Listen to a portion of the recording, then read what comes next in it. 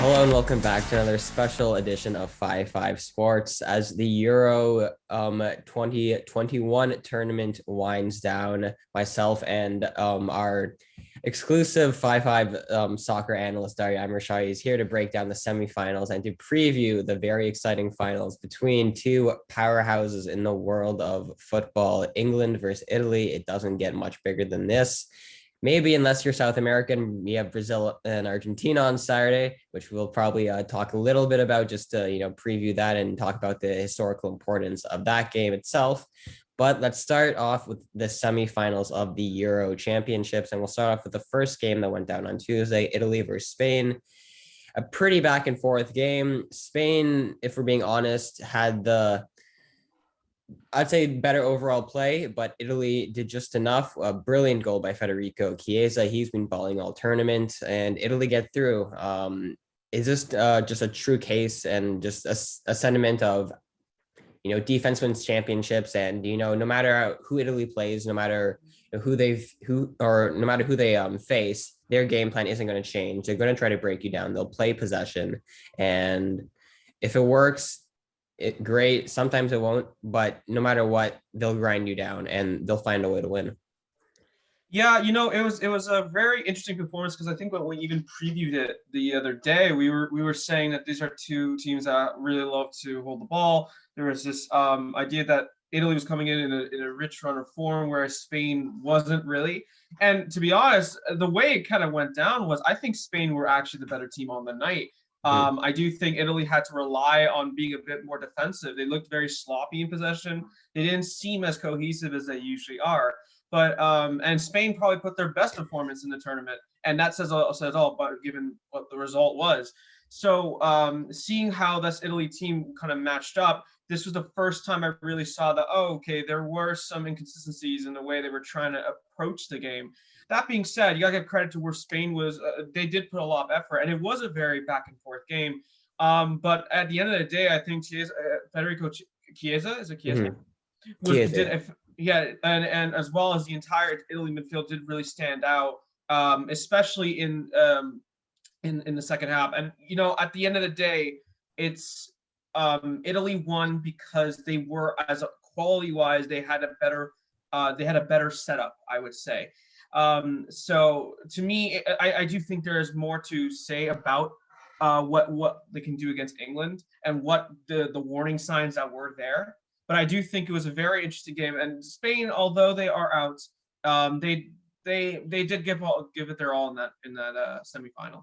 I think the overlying issue for Spain is, just the lack of strikers, the lack of maybe finishing. Orzabal had two terrific chances. One in the first half where the ball was fed into him by Pedri and he just left it behind him. The second one, he had the cross come in and he had a free header and just completely whiffs on it. So those are two, golden chances. Morata gets his chance, he scores. But Spain had, many chances to win the game, and Italy hadn't been tested like that. And I think we might be a little hard on Spain. We said they didn't deserve to be there, but honestly, when you look at overall how they've played and how they've kind of dictated games, they've looked more of a team than I'd say many of the other teams that have had or some of the teams that haven't had as much time together and have this short preparation into this tournament. And I don't think as many teams have looked as cohesive. Spain's only problem is really finishing. They didn't have that clinical finisher, and that's what cost them. They tried to go for the false nine, didn't really work. Um, I'd say the Spain dominated Italy in midfield. Jorginho looked average for the first time this tournament, and so did Verratti. I thought Verratti was made to look really pedestrian, and Pedri was phenomenal. I mean, that is a superstar in the making. He just was electric. And you look at Busquets, dictated the tempo, did everything well. So that's really where you won and lost. If you're Spain and or it, Spain lost because they couldn't finish. Because overall, they dominated periods of games. Italy looked, lost, couldn't keep possession, which is extremely rare for them. And it took a special moment from Chiesa, but that's what special teams do. They have special players. We know what he's done all tournament. They have attacking options, and Cine had his moment in the round prior. So that's really what got them through. And in penalties, anything could happen, and Italy took it. And just any thoughts on just Pedri's performance because he is going to be a superstar, especially for Barcelona over the next decade, 15 years. I mean, Luis Enrique said, Iniesta hasn't done that at 18. He's seen nobody do that at 18. He was flawless. I'm really lost for words at what I saw from Pedri. It was breathtaking. 18 years old as well. It's incredible. I cannot believe the type of player that he's already becoming. And you could best believe that next season he'll be starting for Barcelona quite a few games. He More, was I starting don't. last year, and I'm almost guilty of not watching Barcelona as much as I wanted to last year, simply because I just didn't get as much entertainment value from the Liga. Mhm. Maybe Ronaldo, part of it's Ronaldo left for the last 2 years. Part of it's Barcelona's decline. I was almost not guilty of watching the Liga just because I felt the decline in that league. But if Barcelona could get their act together, which clearly a lot of people know they're a little bit in the mud right now, financially, just logically the way they run their Mhm. organization. But they have a special player on their hands. He has all the talent in the world. He's gonna run midfields over the next decade and a half. So just keep watching Pedri because that was a superstar performance, special from a young player like that. Also, the one thing I want to mention about this game is the penalty by Morata. Was it a mistake? Knowing how weak mentally Morata is. A lot of the big chances he scores, if he has too much time to think about it, he often scuffs it or misses his shot. Rather, if it's instinctual, if he has a chance based on instinct, his striking ability kind of comes through. So in that moment, would you ever set Morata up in a pressure penalty in that situation, knowing that, the odds of him, having a moment of horror is highly likely at that point? Well, I'll say this: like this game to me encapsulated the issues and the goods and bads of what Morata is as a player. He came on, he scored a goal. He really did. If you want to say he did change the game, he really did Mm-hmm. for in Spain's for Spain's benefit. But the problem about like Morata, and when I was watching the penalty shootout, I was saying to myself, he doesn't look confident. He doesn't look like he's going to score this. And some And players just have that, vibe about them. They just yeah, or they about have them, that yeah, feeling around them where, exactly. it's like if I watch Timo Werner, have a one-on-one, it's the same, feeling of, despair and disappointment. It's like you're almost preparing for it. And yeah, I feel like, even in Chelsea, now in Juventus, and we've had more success in Juventus, but when you're playing with Ronaldo and other great players in a slightly lesser league with lesser competition to an extent, you'll obviously get those chances and you'll have definitely a higher conversion rate. But some strikers and Chelsea fans have been used to over the last many years having the one position of need is being a striker, and we got to witness Morata, and he never looked like a confident player. It's almost like he lacks a belief in himself. Whether he needs to see a sports psychologist ASAP to get whatever has to get right done. But he is a talented player. Whenever he does play, it's kind of like Werner. I do make the comparison because they're just so similar in just the way I've experienced them, running the line for my team. So just when I watch both of them, they both have all the talent in the world. They both put themselves in great opportunities to score, and when they have great players around them, they do excel because that's just the player they are. But it's just like a self belief issue. I think it could be the stage, it could be the pressure. Some people just can't handle the pressure, knowing millions of people are watching. It's not for everyone. Everyone is is built differently, and that's why just some people have different mentalities. And I think unfortunately for Spain and Morata, it always felt like it was going to be a letdown on that penalty. Speaking of letdowns, England has not let down their fans this tournament. They get past a tricky Denmark team who is playing with a lot of heart and a lot of emotion. A wonderful free kick opened the scoring by Michael Damsgaard. Is a stupid free kick for Luke Shaw to give away. Holding a guy.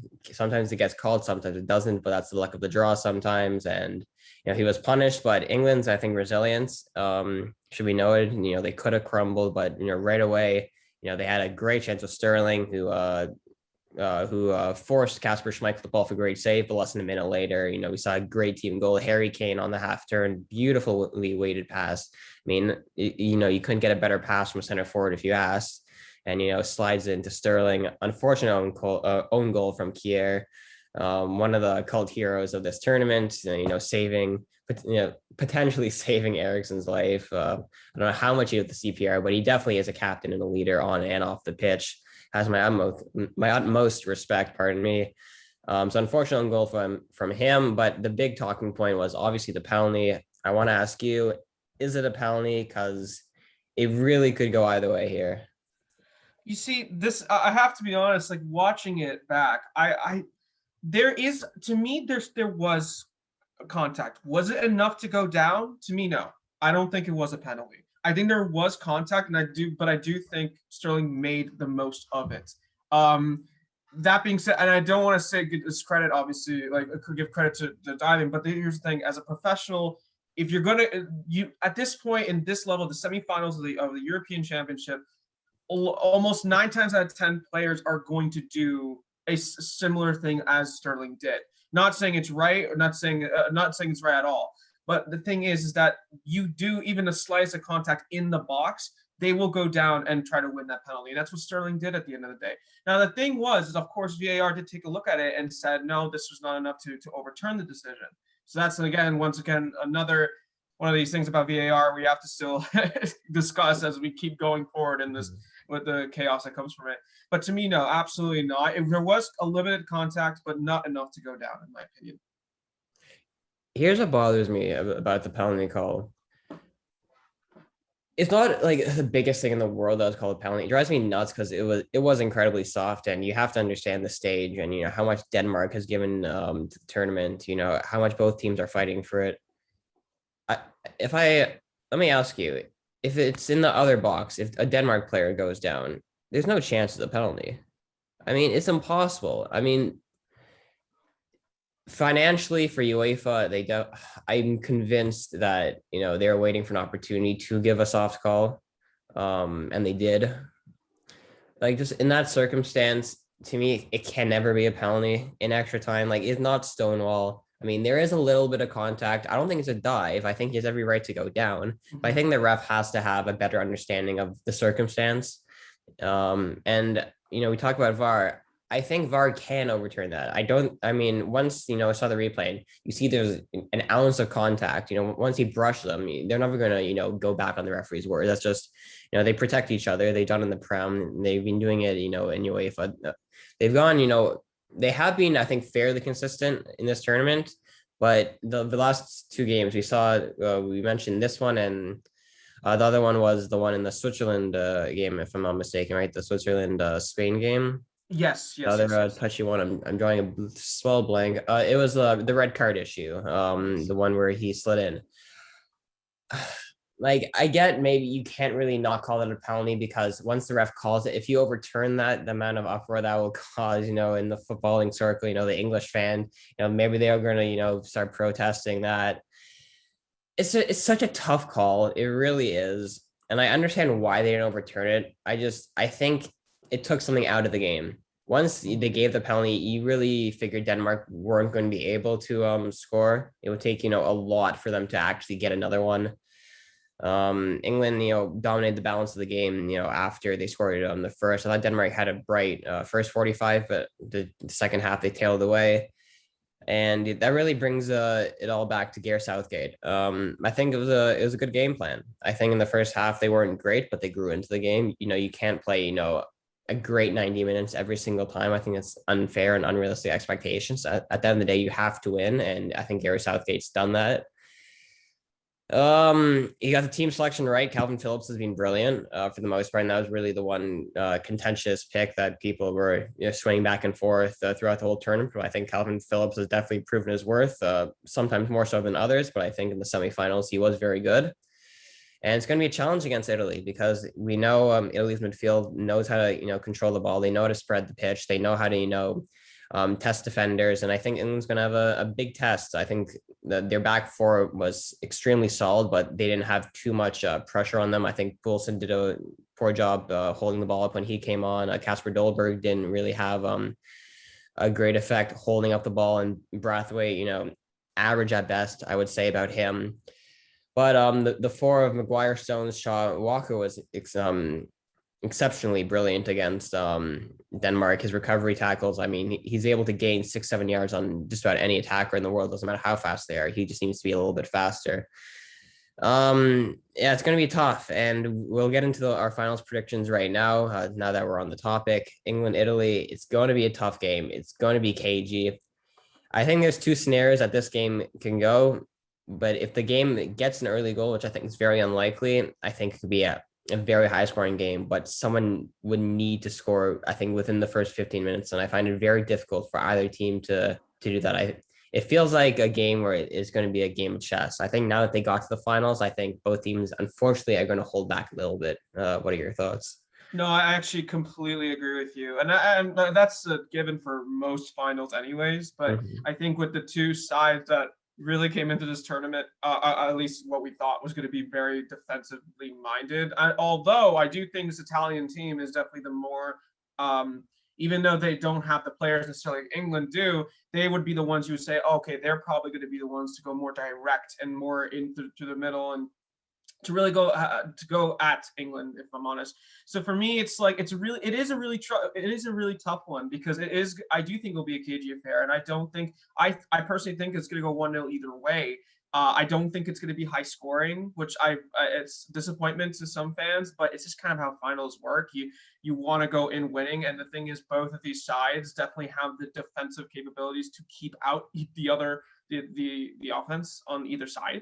So it is going to be quite interesting to see what tactical battle I think Southgate goes with in this one. I do think defensively they have been very sound in this tournament. But I will say one thing about this England team is that, yeah, Germany to me was their biggest test so far. I do give credit. Don't get me wrong, no disrespect to Denmark or to Ukraine, but Germany was their test, and they did get past it really well. But that was also the weakest Germany team I've seen in a while. This is legitimately their biggest test. And of course, it's in Yeah. the final against the team that honestly is at this point, I personally think Italy are the favorites to win this game. Mhm. That being said, will they come away with it is another question. So if you were to ask me what my prediction is right at this very moment, I I want personally England to win this. I would love to see like a bunch of these United players get finally a trophy. It might be the only time they get it as an England player. And the same thing with a bunch of the and I do think the squad overall is very very very very talented and can only get better. That being said, who do I think is going to win? I do think it'll be Italy 1-0 personally. What is yours? It's a tough game to call. In the first 15 minutes, England have to be on the front foot. They have to push Italy back. They're at home, which is huge. I think we have to remember that they're playing at Wembley. So they'll have, 50, 60,000 fans behind them and only behind them. It's just like it's like a different test for England. They're a lot younger than Italy, which I think is huge, especially in a finals. Experience does come in handy when you look at the back line, Chiellini and Bonucci. You know how much experience they bring, and they may have a lack of pace, which couldn't be, or sorry, which can be exposed by someone like Sterling, maybe less so by Harry Kane. But depending if they go Saka or Sancho, I think both, one of those two can definitely cause a lot of pressure to a slower Italy team, but they are very smart and they don't make dumb mistakes. So you're not going to catch Italy off on a bad air. You're going to have to outplay Italy, and England haven't made any errors yet. To their credit, so far in this tournament, they played pretty flawlessly, mistake free, which is a hugely encouraging sign. Something you usually don't get from an English team. But the difference in finals is so often age and experience, and I think Italy just has so much of that. Especially in the midfield. Jorginho is a more experienced player, Verratti. So I think the pressure isn't going to face them maybe as much as some of the English players playing in a first really big final that matters. It's for a country. You could look at the Champions League final. The many of the Italy players have played. Jorginho just last year. The Juventus boys have been in a few, so it's really tough to call, and I'm going between both. I agree it could be 1-0, maybe 2-1 if both teams are able to find a way in the first half to score. I think the first half is going to be huge because it basically forces either team to play their cards in the second half, which is hopefully what we get rather than both the managers waiting to the 70, 75th minute to start making changes, which couldn't happen or which can happen.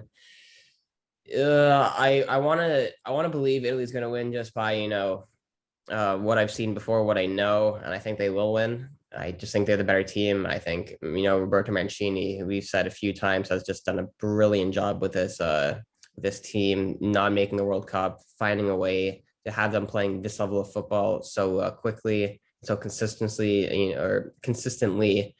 It's a testament to what he's done, for the Italian program, for the future of Italian soccer. He does definitely matter, and he definitely holds a special place in their hearts. The passion that they're going to pull out every trick in the book. They're going to be diving all over the place. They're going to be asking the refs for foul. They'll have their Italian this going on. Begging their ref. Please, please, sir. So hopefully Bjorn Kuipers doesn't get deceived by a lot of the diving that's going to be going on throughout the game. I'm going to go with Italy simply because I believe experience matters. I believe the way they play matters. And just everything I've seen throughout this tournament from both sides, I just think Italy has that edge going into a final. So I'll stick with what I know. I'll go Italy 2-1. Chiesa and Immobile to score the winner somehow. He hasn't scored yet or he scored in the opener, but it'd be nice for him to maybe score in the finale as well. So I'm going to go 2-1, Immobile and Chiesa for Italy. England, Mason Mount, why not? Of course. We'll bag a final goal for all the Chelsea fans back at home. But Italy 2-1, that's what I'm going with, and I'll stick with it pretty confidently. Quickly, let's have a 5-minute discussion on the Copa America final. History is on the line tomorrow. It's going to be war between both countries. It's really Messi versus Neymar. Messi trying to get his hands on his first international trophy for Argentina. Their first, I think, since the 70s, I believe, since Maradona, held the precious World Cup. It's a huge game, and both teams have had brilliant runs throughout. These two teams have been the best teams in the Copa America throughout, and they deservedly earned their place in the finals. But what a showdown it's going to be. I mean, the story writes itself. World War III is going down in South America on Saturday night. Yeah, it's very exciting. I haven't been able to watch some of the Copa America games for both teams, quite frankly. And seeing the fact that Neymar and Messi get to play each other, and Messi is getting to a point where he's going to retire very soon. And as of course, I'm a very much a Messi supporter personally. Mm-hmm. I want him to win this trophy so bad. I Yeah, I think think all he fans of deserves football are. If you yeah, don't appreciate Messi as a football fan, you're in the wrong sport. I gotta exactly. say. Seriously. And this game as you said, the writing it's there. This is a big matchup between the two. And to be honest, the only thing that does bum me out a little bit is that we're not going to have fans in the stadium for this type of Hmm. game. But of course, you have to understand it. Fans will be outside. Don't worry They'll about be it. outside. Yeah, they'll be making noise outside. Don't worry. So yeah, no, it's going to be a very entertaining tie. I'm making sure to watch it. Now the thing is who's actually going to come away with it. If we're talking, obviously from you would already understand that I would want Argentina to win this game, but I do think Argentina are in terms of their squad depth, in terms of what they have available to them, is this a weaker side than they've had in the previous few runs. Mhm. That being said, you can never discount Messi in your side. So if I'm honest, if I were to go even for a prediction for this one, I would probably edge it over to Argentina still. Mhm. And that may be more the bias of me saying that, but I do think Brazil coming into this as well has had a decent tournament. And of course, you can never discount the players that are in the Brazilian squad. They seem to they have magicians in that team. So Yeah. I would personally go for a 2-0, 2-1 Argentina in this game. Yeah, the foul count's going to be in the thousands. I think both teams have to score. I just think it matters too much to them. I think Messi's going to have a great game. I think Neymar's going to have a great game. They've been flawless throughout the whole tournament, the two best players. I love these Ballon d'Or shouts for Jorginho. As much as a Chelsea fan I am, it's Messi. I mean, he isn't nothing he can do. I mean, when he dribbles, gets so much contact, doesn't go down. I mean, it's a special talent to be able to ride challenges like that. People say he wouldn't be able to handle the physicality in the Premier League. Kiss my ass. That's one of the dumbest things I've ever heard. Messi is brilliant. he deserves it. I hope it's written in the stars for him. I'm gonna go 3-2 Argentina. Messi with a hat trick. I know it's not gonna happen, but I'm gonna say just in case it does. But it's just the history of the culture. I can't wait. It's gonna be a great game. The foul's gonna be in the thousands, and it's gonna be just a great game for football, and it's a great game for both countries. And we hope you guys look forward to those games as well as the Euros. We hope you guys enjoyed today's show. Just keep watching, keep telling us what you think, and if you like the content, just give it a like. And we'll see you guys next week. Hope you guys enjoy.